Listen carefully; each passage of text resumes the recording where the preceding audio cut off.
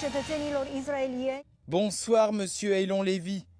Merci beaucoup d'être présent ce soir. Merci à vous aussi pour l'invitation. Bonsoir.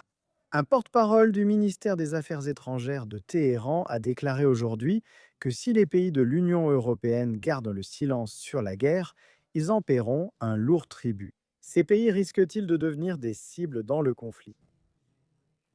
Le régime iranien représente une menace claire et violente pour tous les pays où leurs armes peuvent atteindre. Comme nous l'avons vu ces derniers jours, il tire sans distinction contre l'Arabie saoudite, Oman, la Jordanie, le Qatar, avec des armes anciennes. Le ministère cherche à tuer un maximum de personnes avec divers missiles, drones et autres moyens.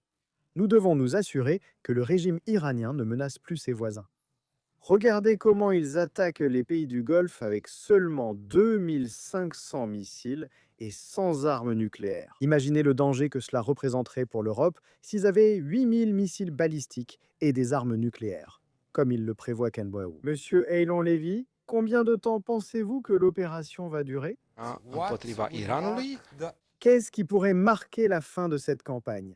Israël et les États-Unis ont des objectifs. Ils ne sont pas tenus de respecter un calendrier. Ils veulent détruire la capacité du régime iranien à poursuivre sa guerre d'agression contre ses voisins.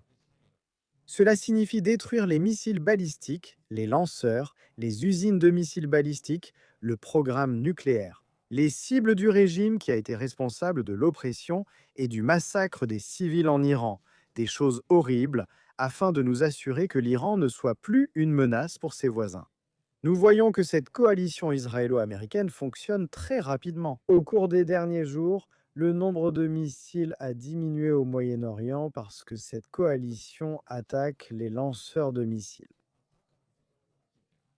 et les missiles utilisés pour attaquer les pays voisins. Je pense qu'il s'agit probablement de quelques semaines afin de nous assurer que nous retirons au régime de Téhéran ses capacités offensives qui attaquent sans distinction tous les pays de la région. Monsieur Eylon Lévy, vous évoquez quelques semaines. Des semaines de guerre. Jusqu'à ce que nous voyions quelqu'un d'autre arriver au pouvoir en Iran.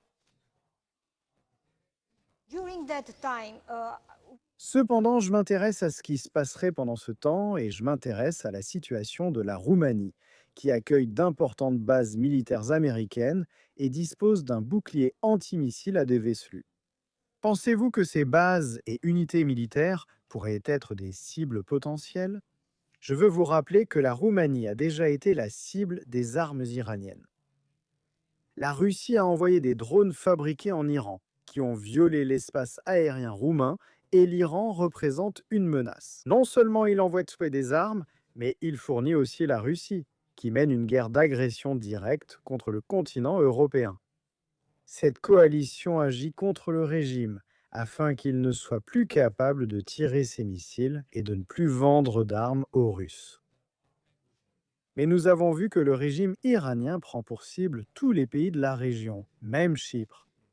Il fait cela avec seulement 2500 missiles et sans armes nucléaires.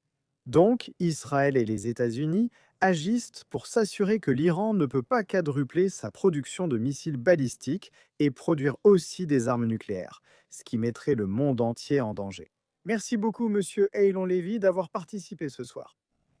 Merci à vous aussi.